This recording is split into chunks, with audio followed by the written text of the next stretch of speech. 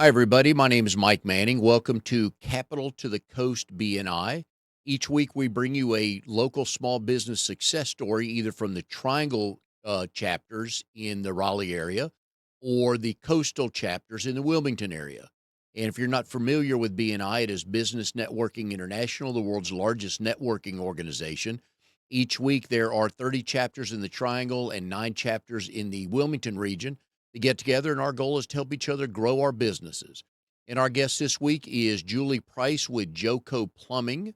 Julie is part of RD19, the 919 networking group in Clayton. They meet Thursday mornings at 8:30 at Spinning Mill Lofts in Clayton. So if you want to meet some folks in Clayton that are getting some good business done and they're a lot of fun to hang out with on Thursday morning, please go visit our chapter. Good morning, Julie. How are you? Good, how are you? Doing good. Glad to have you on for a number of reasons because I know we're gonna have a good time chatting and learning about businesses and everything. But here are the folks. Here are the only things Julie has going on. Other than that, she's got all the time she needs. So in her chapter, she is secretary treasurer and social media coordinator. And I believe Matt would probably say the hammer that keeps things in order. I think he would probably, the Yeah, velvet hammer because you do it with a smile, right? yeah, yeah. And then, so her and her husband, Alan, own JoCo Plumbing. We know Alan's busy in the field doing all the handiwork of plumbers, but Julie is the administrator, the marketing director, and the bookkeeper of a very successful business. And there's 2 kids. So other than that, not much more could be put on your plate, right? Sure, why not? Just keep adding it on. It's fine. Now, do you enjoy 122 miles an hour from what 6 a.m. to what 10 p.m.? Starts at 5:30. Okay. So starts at 5:30 and yep, goes right on spot. I try by 9 p.m. to be in bed, but Yeah. 10's probably more like it. All right. So, love hearing husband wife business stories, and we'll get to that. Some of the questions on that. Um, you and Alan have been in business for how long? We officially were established, like we signed up through Secretary of State July of 22, but we did not officially launch until January of 23. So he got his plumbing license December of 23. And as soon as we got that, we were rocking and rolling. All So we right. launched. So since pretty much January of 23 until now. All right. So let's go back to the initial conversations about, hey, honey, do you think this is a good idea? So we both came from plumbing Mhm. backgrounds, both worked for a plumbing company, which is where we actually met. So he was right out of high school, did one semester at JCC.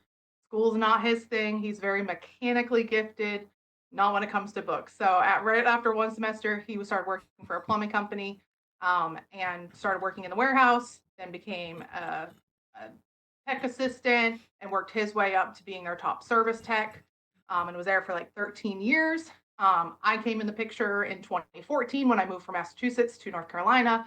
I applied for all these sorts of places, and that plumbing company was the only one that called me back and did a FaceTime interview. So did that, started there, worked there for 8 years, learned a lot, and then we started to say, why are we doing this for someone else when I know all the like inside stuff of being a CSR, Mm. marketing, all the fun stuff there, and he knows all the out in the field stuff. So we just were like, why are we doing this for someone else when we could be doing this for ourselves and be very successful at it? And so that's what we did. I put in my 2 weeks at the place that we were working and started to go to a bank for a little bit, just because we needed something in between because you can't be working for a plumbing company and trying to grow your own company. It just kind of doesn't work out that way. So when I put my 2 weeks in, he also left. It just kind of worked out that way. And so he started to dive into that. I, through the bank, was introduced to BNI, and that's where I realized what networking was because I've never heard of it before, never did anything, never heard of BNI. So with the bank, they told me you need to go out and network. I did consumer loans, so that was a big part of it, and joined a BNI group. And then when I joined, I told my husband, "You're going to join a BNI group, so you're going to be the plumber in my group." And then after being at the bank for about 10 months and seeing what the power of networking can do Mm. for me as a banker, I was like, I could do this for my company full time. We could really grow and do something with this. So kind of took a leap of faith. May of 23, so only after like 5 months of launching, I jumped on full time to JoCo Plumbing, jumped full time into networking. He let me take over his plumbing seat very willingly. Um, because he's like, I'm a plumber, I'm not a networker. Yep. This is definitely more my wheelhouse of things. So he's like, I will gladly give it over to you. So that's what we did. Um, and that's kind of how we just Yep. rolled with it. I jumped in BNI, doing chamber events, things like that, and just got our name out there and haven't been able, didn't look back. We just Yep. kept rolling with it. And you mentioned a wonderful phrase about small business owners. It truly is a leap of faith on about yourself. It is also not for the faint of heart. Some people think, "Oh man, Julie and Alan, they got their own business. They don't have to work on Friday if they don't want to. They're making money." And people have no idea what goes. People who've never owned a business, because your business is your life. Yeah. When that phone rings, with just the two of you right now, when that phone's rings, it's you guys. There's nobody, no other technician right now to call to handle something, correct? Correct. Yeah, Yeah, he has a helper. So we do have our technician assistant, just so he could be able to handle everything, and not kill his body. yeah, so, but yeah, with the three of us, I mean, we've been rocking and rolling, and yeah, the phones, especially this past week with frozen weather, have yeah. been crazy. So yeah, there's no putting it down. We do try to implement, fewer try boundaries of Mhm. saying like, okay, we since we are small, we don't offer emergency services, which is not normal for a plumber, but we try to protect our boundary with our family and putting that first. Like, this is why we went into business, is to fit our lifestyle. And with two young kids, we have a 4-year-old and a 7-year-old and a mother-in-law that we're taking care of, in our household. So there's just, we kind of have to set those boundaries, which we've been pretty good about. But as a new business owner, that's a hard lesson to learn that we're trying really hard to do. So going back to the planning stages, and you mentioned taking a job at the bank, so you knew you had to plan for some sort of revenue, whether it's going to be for only 3 months or oh gosh, we're going to need this for 11 months. What other kind of things with regard to kids' school, after school? What's your role with all this? What other kind of conversations do you guys have on planning for this?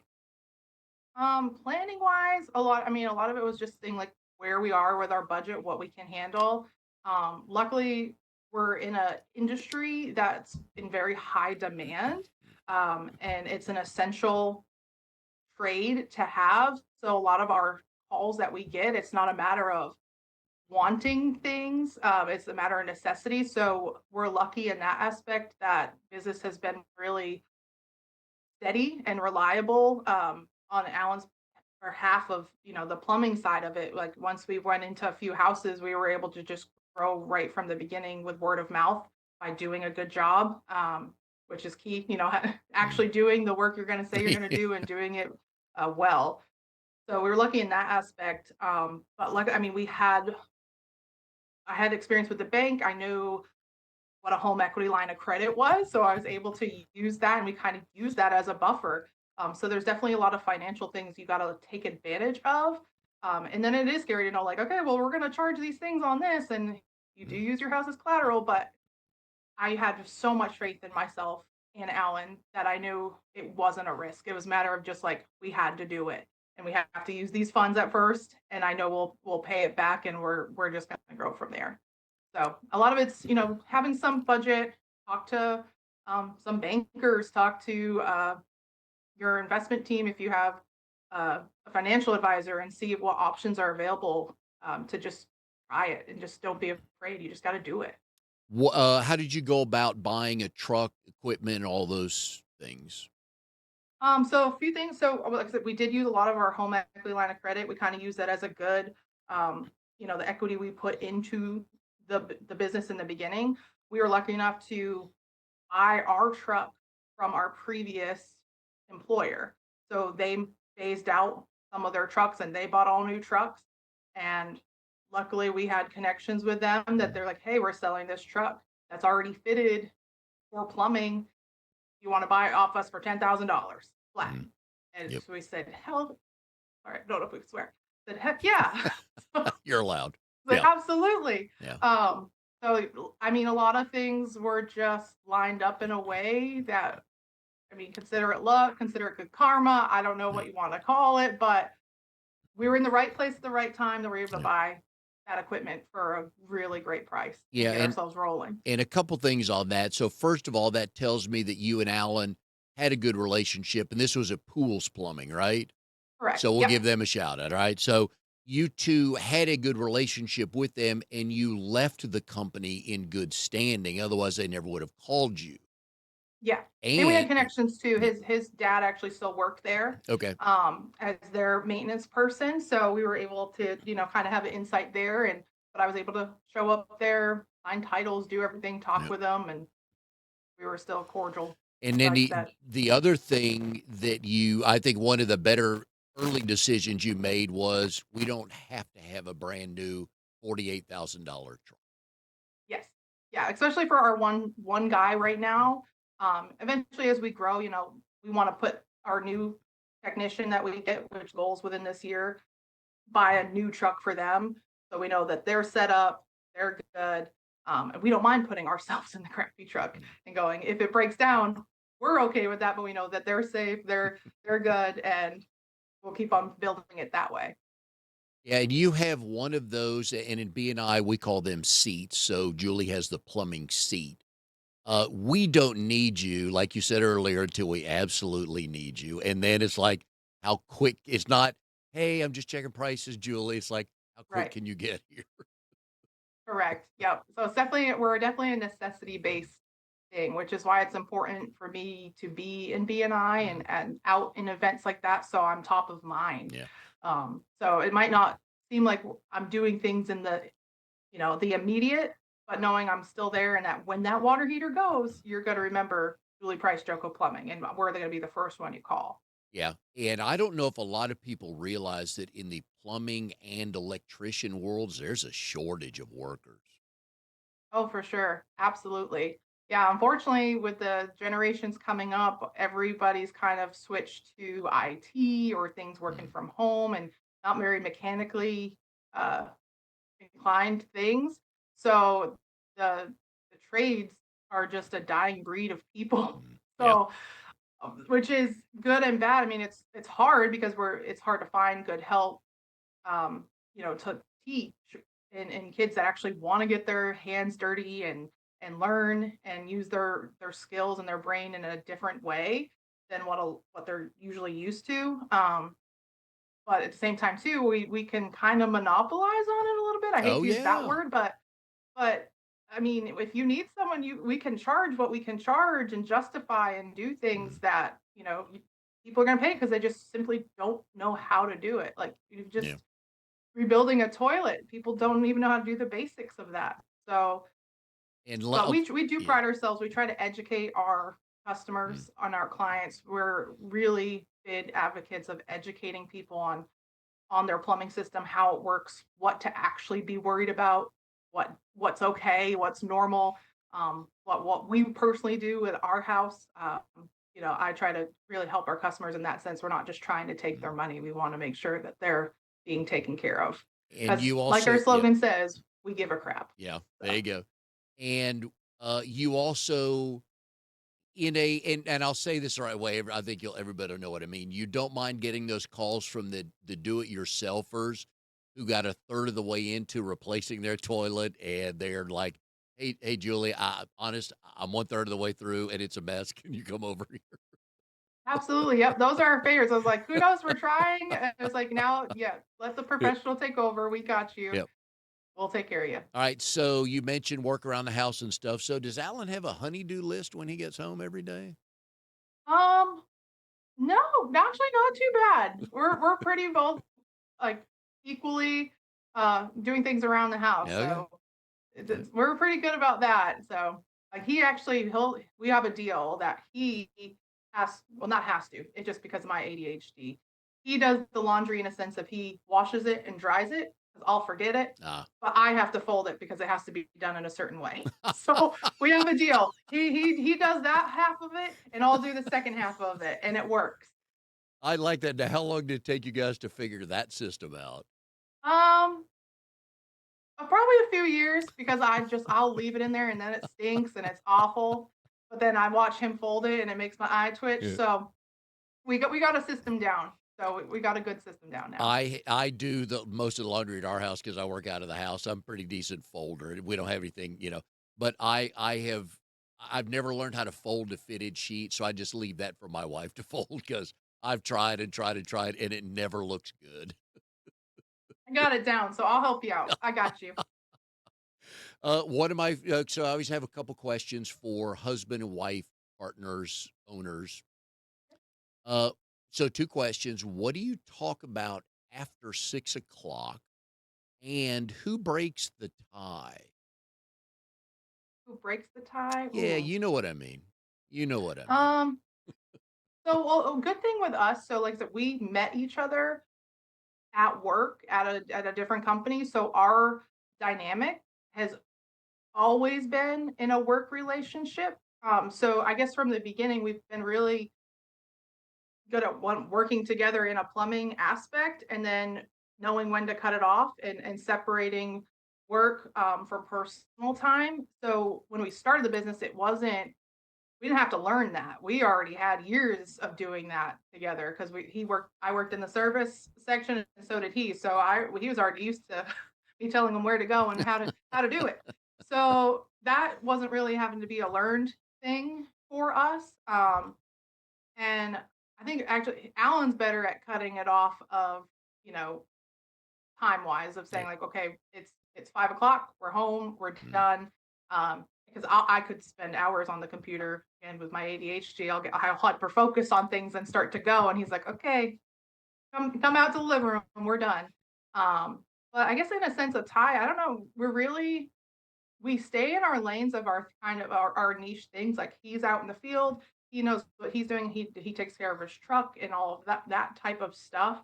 Um, and he never like undermines me on scheduling or doing anything like that because he knows I have that. I have years experience and I'm really good at things like that. So we've been really good about like you own your side of things with customer service out in someone's house. I'll do with my customer service on this side. And he's really good about letting me take pictures and do whatever and putting on a silly face with thumbs Yep. up and letting me plaster them all over our Facebook. He's a really good sport about that. And so we're really, I don't know, we don't really have a tiebreaker. We're really Oh, good. good when it comes to communicating and working together And to get that's the yeah, and common that's goal. what I've found is under and that's good in business in general is just understanding your lane. Because my brother and I Yes. have had a couple of businesses, and he is I don't need to get out and meet people. I don't want to meet people. I'm going to sit here, a back office. I mean, budgeting, finding stuff, all that was his jam. And I'm like Yes. you, I'm good talking to people all day long. So we Yeah. knew our lanes. We just wanted the check in the bank. That's all Yep. we cared about is the money in the bank. Yep. Yes. So like he knew in the beginning he had to go out and network and Yeah. you know do that stuff in the beginning, but then as soon as we were like, okay, the phone's ringing enough that he can't work and answer the phone. So he's like, let's just we just joined in, did it, and I was able to go do the networking, which was way better. Yeah. No And offense to him, love him, but yep, there way you go. better. And when I have a guest on who is married, I always like to ask them, how did you two literally, how did you two first meet? And do you both tell the story the same way? Um, yeah, I think we both tell you the story the same way. So we met at work, but in a way at work that he was a helper at the time, and his technician, the way it was, like the main technicians would come into the office to turn in paperwork and talk about the schedule for the day with the coordinators and things like that. So his lead technician came in one afternoon. They got out early, and he was all excited. He said, "Oh, I'm going to get to go hang with my buddy Alan." And he then was like, "Hey, you should meet Alan." Like, kind of played Cupid. I've never met Alan, never seen him, had no idea what he looked like because he's never been in the office. And I was like, "No, I'm good. I just kind of got over a breakup, and I just moved here from Massachusetts, so like, I'm good right now." So that same guy Joe, he went and told Alan like, "Hey, the girl likes you in the office. You should ask her out." So not Nice. even ever seeing him, he told Alan that I liked him, and then he told me that Alan liked me. So he kind of like played Cupid, and it gave Alan the confidence to ask for my number. So wait, over the work tablet, and then even though you 2 had never met? never met, That's never met, funny. never saw each other. But this Oh, guy Joe, like he was the sweetest and just was like, I know your personality and I know your personality. I think you guys would be good together. So he played matchmaker and told each other that we liked each other. And then so yeah, and it uh, all worked out. And then we were together ever since. at the wedding, was there any recognition of Joe's role in this? Unfortunately, he passed away. Oh, no. The rest, he's so sweet. He was older. But and like we had a weird wedding because we got married February of 2020. So it was like right before No. everything Yep. shut down. Um, and which was fine. Like I was totally fine with a small wedding. So we literally just had my best friend, his best friend, and our immediate family. And he's an only child, so it's just like his parents, Mm. and then my sister and nieces and nephew, and very very small. Like got married on a Thursday at 11. Um, and Mhm. I picked the date of 2/20/2020 just so he could remember it because Alan's terrible with dates. Hey, that's good. Yeah, I made it Okay. easy for him. There you Super go. easy. I like that. So where was the first date? So our first date was actually in this room because it was a weird he was working full time. And we were supposed to go out and then he got called out and got something. So he's like, we can reschedule if you want, or if you want to just come over and hang out, we can. So that's what we did. I just Mhm. came over and we hung out and watched a movie. Alright, so, when did you know something was there and this was gonna go somewhere? Oh, so I say at the backstory at that time, when we first started talking, my niece uh went into the hospital, and she had a heart transplant. So at that Oh. time, she had got life flight. It was a whole thing, and I like just moved here that August, and then this all happened in November, with her. So in the midst of all that, started talking with him, and she was at Duke Hospital, and I was like, "Hey, do you want to come meet my family?" And so he came to the Ronald McDonald House, which is like right next to Duke, and met my whole family because we were all staying there. We were at the hospital every day pretty much. So I was like, "Do you want to meet my family?" And so he went to the Ronald McDonald House, sat down, met my whole family, went and saw my niece who was like on all these machines. It was crazy, and he stuck around. Nice. So I was like, if he can go through that and not be intimidated, and was so just like welcoming and just yeah, and he stuck around. So that was a sign that I was like, this is a good guy. There you go, I He's like that. yeah. Do you remember the very first client of JoCo Plumbing? Ooh, I'm trying to think who are very yes. So one of our first ones was so it was kind of a weird referral story. So one of the guys I worked with at pools um knew that this client was a friend, wasn't going to be a good fit for pools at the time just because of the type of work he wanted. But the fact that I made this relationship with the guy that worked at pools and that he referred his friend to us, and said, I know pools isn't going to be a good fit, but I know them. They're a new company. I know they're good people, and I know they're going to mesh well with your personality of just a good old country boy kind of stuff. So he's like, let me, refer him to you. And then so Tony became one of our first clients, and he's referred us to so many people, just because we were able to help him out with a frozen yard hydrant and that fed his horses and stuff like that. It was crazy, Oh, but yeah, yeah. But he's been with us from the very beginning, one of our very first, and he's referred us to so many people, cool. um, just from treating them well. So Alright, that so was awesome. with new businesses, we always struggle with, "Alright, what do I charge?" Because we gotta pay the bills. We're like, "Alright, Yep. I'd rather have 40 bucks than I could get 70, but I really I Yeah. know I'll get 40." So did you guys were there many adjustments when you first started, with the business? Here and there. I mean, given we've been in the industry for so Mhm. long, we knew a good baseline of what you had to charge. I mean, you have to charge some kind of diagnostic if you're actually going out to fix something. Now, there are certain things that we charge. Do a free on-site is estimate. Now, those are things like bigger jobs, like things that we know we can't get done that day. we're going to charge, we do a free estimate. So, like, if you want to upgrade your water heater to a tankless, if you need to replace your main water line, that's going to take machinery. So, Mm. um, things like that, we were understanding, and that's how most companies work. Because he's worked for a few different companies. I only worked for the one, but that's the similar structure. So we had a lot of experience in that. We did adjust our diagnostic only once so far, just because of economy and figuring out we're paying someone 1099 for a helper. Now we're Mm. doing hourly, so we have to, work with that and grow with that as our business grows. But luckily, we had a lot of experience doing that, um, and just having that information already on hand.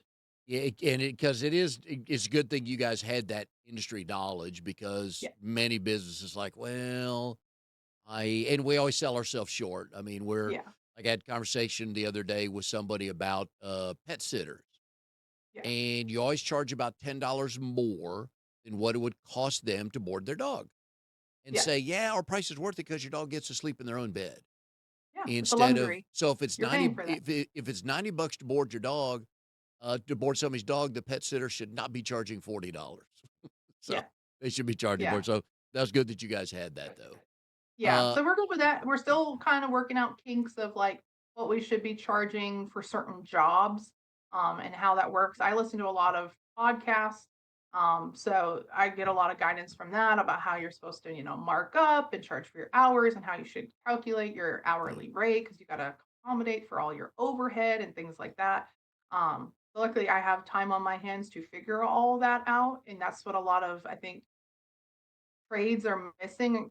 New trade or new businesses in the trades are missing. A lot of times you get the technician who's really good at doing what they're doing, like plumbing. Alan's a wonderful plumber. He's the best of the best. But when it comes to business and doing yeah, that stuff, he's like, I don't even know where to begin with that side of it. He's like, I can provide a service, I can do the work, I can make sure it is done to a T and beautiful plumbing, but I have no idea on this side, how to do things. So luckily we have that partnership where I can dive into our business side and look at the finances and tweak here and tweak there, to maximize our profits and actually look at our profits and know what that means and our margins and work with yeah, our bookkeeper to analyze things. So yep. It helps. Yeah, I mean, it does. that teamwork helps. Alright, so when I first talked to you about coming on the show, and then I did some research because I like to do research and ask fun questions and know a little bit more about the business, I Yeah, see the company name JoCo Plumbing, and I'm like, yeah. "Okay, I get it," and I didn't. Please tell us how your company name came about. So it's a twofold. So I mean, yes, Joco, Johnson County. It just helps because it marketing wise, it lets people know our target area, where we're servicing. But it also we, landed on that finally because of our kids' names. We have our daughter Jolene and our son Colton. So we took the first two letters from their names, Jolene, Colton, put it together, Joco. So it was too good to pass up. So we played with the whole, do we do price plumbing? Because that's our last name, Mm, or like right place plumbing, playing on words, things like that. Ultimately, Joko was just it nailed it when we're like, oh, all right, that's our kids' names put together. It's perfect. So now we just need to make sure we have no more kids because then we'd have yeah, to name them like plumber or yeah. something like that. And the other thing I'm always, interested in with business names is how did somebody else not grab that name before you guys came along? I don't know. I mean, I guess again, I think we just have a lot of good karma on our side somewhere built up that it hadn't been taken yet. So we were lucky in that sense. I looked it up and I was like, it's still available. We gotta lock in on this now because Oh, it's yeah. it's gonna be taken before you know it. Yeah. Now, how do you and Alan, and I think more of this probably during the day falls into your, wheelhouse, though, balancing 2 little kids, a business, a marriage, I see a dog in the back, probably hobbies and stuff like that. How do you guys manage all that on a normal day and whatever a normal day is? Yeah, I mean, today is actually a normal day. Last week was a crazy between holiday, we had a stomach bug go through the house, and snow, which closed down everything. So, yeah, last week was crazy. This week's a little bit more normal, but routine's everything for us. I have a calendar that I live by. It is time blocked for every little thing I'm doing. And just having the same routine I wake up the same time every day, give or take. There's times life happens, but Mm. try to wake up the same day every day, go to bed the same day every day. Do the repeat thing every Thursday. I go to BNI. I already know I'm setting up before, open networking afterwards. I already have a one-to-one already pre-programmed into my calendar. So I know these are the same things, which I know some it might seem boring for some, but it helps my family thrive and make sure that we're doing what we need to do to maximize just because there's so much going on and so many people in Mm. different places. So have a calendar, time block, and stick to it. So prior to the kids, your oldest one's in school, right? Yes. And youngest one is where during the day? Daycare. Okay. Yep. So she's So 4. She's in daycare full time, Monday so through Friday. right. So Um, prior to the kids getting home, what's the percentage of your day being in the house or out in the field doing whatever role you're doing? Percentage wise, so I try to do so Tuesdays and Thursdays are my days that I try to go out and about into the community doing whether it's chamber stuff or BNI related things. And then depending too, I mean, I might have to go pick up material for Alan and go Mm. to Hubbard and Garner or go over to Ferguson on Yonkers Road in Raleigh, having to go. So it can change depending on what's going on. But typically Tuesdays, Thursdays, I try to get out to do more networking things. I'm usually always at my desk from 9 to 11 doing my CSR stuff, calling back people, writing quotes, sending those out, doing our follow ups, doing any marketing things. And then my afternoons are kind of just flexible to work on projects, whether that's updating our price book, updating our website, working on social media content. That's kind of flexible. So I say I time block and try to have the same routine, but I also allow a little space for spontaneity to say, what am I needing to work on most? So I just kind of block my afternoons for projects, and then that can be whatever it may be at the time. Now, do you treat yourself? Because back in the day when my brother and I had our first business, I did all the cold calling. I knocked on doors, and I would say, "All right, the minute I get 20 is I think it may have been 15 names of people to follow up with, I went and got the biggest sweet tea I could get. That was my reward for hitting my goals." So do you do any of those for yourself? Um, Depending, I luckily I don't have to do cold calls, Yeah, so I don't miss that. I don't have to do those. I will go get my nails done there you and get my go. toes done Yep, and kinda, like, block myself for an afternoon to go do the mani-pedi yep. deal and make myself feel pretty. Good. Have we I'm assuming in your mani-pedi, you probably had to answer the phone and book business, right? I try not to. On those days, I'd say I'm getting good, I'm working on setting boundaries and knowing, like and mentally telling myself, Mm. it's okay to call people back. Like these 2 hours, I usually put my headphones on and I listen to a podcast. I love podcasts, love them. So I usually will do that and just for those 2 hours, give myself that. So early last week, I know you laughed at the amount of snow the triangle got because to you, it's like, shoot, we still do. We sunbathe out there. We go lay out by the pool in that snow, Yeah, right? yeah, Give me the best snow story. You went to University of Massachusetts at Lowell. yes, So you were raised in Massachusetts? yes, yep. Okay. Give me the best snow story that you remember. I don't know. There was always so much of it. I don't know the best. I think one of like core memories though, I'd say. So I don't know why I had a convertible in Massachusetts, but that was one of my first cars was a convertible, which is terrible. It leaked, the roof leaked. It was awful. It was so cold. But one of my core memories was driving around. I lived in a small little town. We literally had like one blinking yellow light.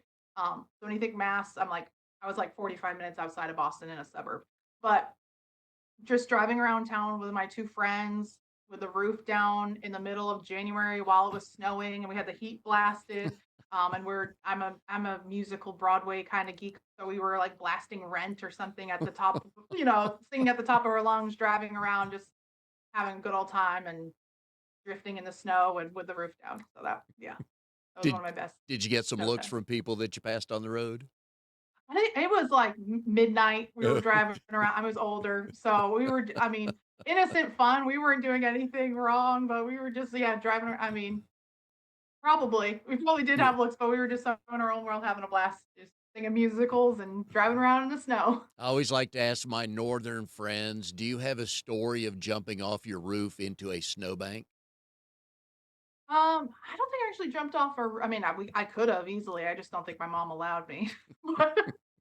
We had enough snow, but yeah, we lived like in wooded area, so we were constantly like there was a giant hill that you could sled down, Mhm. and we're always sledding. And I don't miss it though.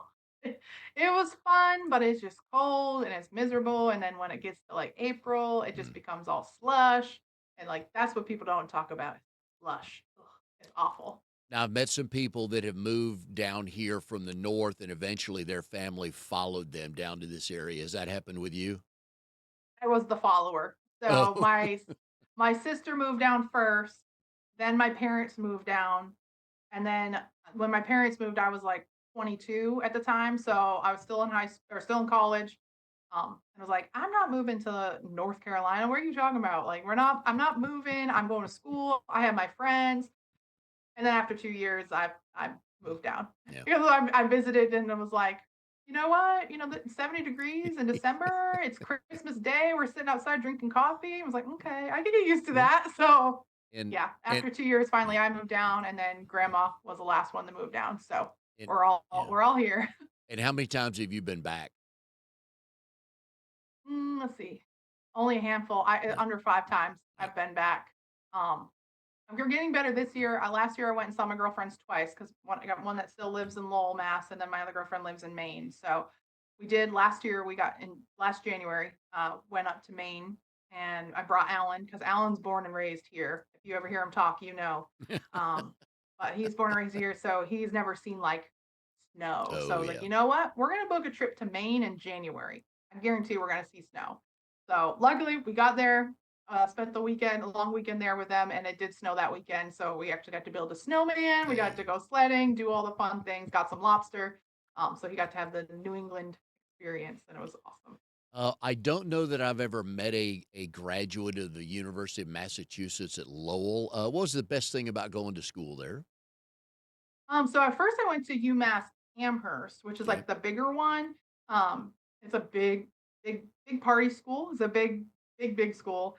So I went there for a semester, and it just was too big for me. Like I said, I'm from a small town, so I graduated with like 88 kids in my whole high or in my Jeez. class. We had under 400 kids in our entire high school, so very small. So when going to that was kind of a culture shock. And I was coming home every weekend, so then I transferred to UMass Lowell and was able to commute. So I was a commuter kid, and went there and graduated. But I loved Lowell, that it was like a small. It was kind of like Raleigh in a sense, Mm. of like the downtown setting. It's a small city, but it was fun. I got to meet a lot of new people, and especially commuting. I had, got to see and do a lot of things there. So I loved going to UMass Lowell. It was a good school. Well, good. All right. So we're supposed to get warmer weather later on this week, but we're assuming another cold snap is probably going to come through. So as we Yeah. go through these times, give us a couple of tips for renters or homeowners, a couple things they need to be aware of about their house, either inside or outside. Yeah, absolutely. So a lot of things is knowing, where your plumbing is located, your main shutoff. Always know where your main shutoff is, so that way you can get the water off to your house immediately in the event of emergency. Um, you want to test that, I'd say every quarter, just make sure it's working and that the knob, you can, whether it's a knob or the valve, turning it on and off, make sure it works. If it doesn't work, that's when you give us a call. We can make sure, get you a new one that works. Worst case, call your city, call Mm. the jurisdiction wherever your water supplies through, and they can come out and turn it off at the meter. So worst case, have that number on standby. They'll come out and turn it off, and so you can get a plumber out there. To keep things warm, make sure if you have, a faucet that's in a vanity, open up the cabinet so you can get some warm air in there. Make sure your vents are closed in your crawl space so cold air is not drafting through there and freezing your pipes. Um, and just try to keep the temperatures up and keep your faucets at a steady flow, not a drip. People get confused. A drip can still freeze. you want a pretty steady flow. That way it's still moving, and keep that through the night when the temperatures go down. That will help. And Are then if it does freeze, because we had a lot of people that were like, "Oh my God, I'm panicking. I have no water coming out." Check the weather, check to see if the temperature's going to warm up. Like last week, we had a lot of calls on Friday, and I was like, just give it a few minutes. mm, It's going to warm up to 50 degrees. It's going to be fine. Keep those faucets open, and then you'll start to see it drip, meaning it's thawing out. And then if your plumbing's on an exterior wall, that's totally normal to freeze, because in North Carolina, there's not the same codes as per se Massachusetts, where it has to be super insulated. So if your shower faucet's on the outside wall, then it's probably gonna freeze. And that's totally normal. Just open it up, let it thaw out, and give it some time, and it'll get there. A lot of these houses are made with PEX piping, so it's plastic. It's meant to expand and contrast, so you shouldn't have any bursting, unless you have copper. That's where it gets a little tricky. are you a proponent of us turning our water off if we go on vacation for a few days? You can absolutely turn your water off. What tricks people is, once you turn it off, you have to open up all the faucets to let it drain out. Yep. So we've had a few people like, "But I turned it off." I was like, "Did you drain it?" Like, "No." I was like, "Well, then it's still pressurized in there. There's still water in there." So remember, you can turn it off, but then go throughout your whole house, open every faucet up, let it actually drain out so it's actually empty. Yeah. And that's how you properly do. Well, good. All right. So, folks, we've been putting Julie's phone number on the screen here during the show. This is one of those things you need to call an expert for. You may think, oh, my Uncle Billy does this. He's a handyman, but he's not really a plumber. And no, it's worth the money in the long run to do it right once. So please give Julie and Alan a call. Any questions you have, they'll come out and talk to you, look at some stuff. She said they do some free estimates. Others are, they put a price on it, which is fine, but make sure you have somebody like them in your Rolodex, so when life does happen, you got somebody who knows what they're doing to come fix your problem. So, anyways, Julie, enjoyed having you on the show. Thank you for the stories and the knowledge of what to do and what not to do. And we will see everybody next time on Capital to the Coast BNI.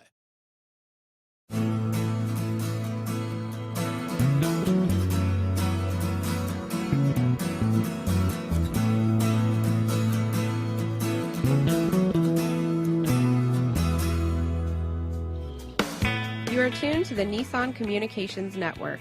If you tuned in too late, you can always watch each program in its entirety or download an MP3 audio file of it in the archives section at nissancommunications.com. Don't forget to subscribe to our YouTube channel, follow us on Twitter, and like us on Facebook. Sponsored by StreamingGear.com and DeltaForce.net.